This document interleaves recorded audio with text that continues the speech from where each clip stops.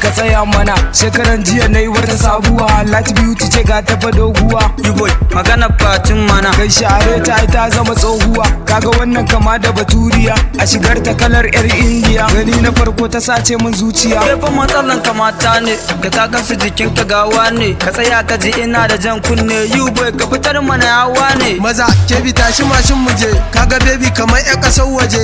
'Yan mata ki tsaya mana, kina da kyau na faɗa mana.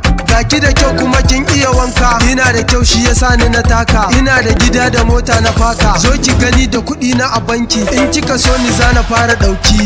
You boy ga mutuniyarka, Kana ina maza nunan na ganta. ka ganta can da wani ajibota, ko biredi beti so da bota. Kana ganin shi kamar ɗan minista. Tashi mu je kai mu tarbi gabanta, yau sai ta gane kuranta. To bari in makafa ta dasta. Ni yarinyar nan take wa haka, kullum ta sa na kure a daka. Kalli duk jikina wando duk baraka. Kesuwa so mu je kuma duk da haka.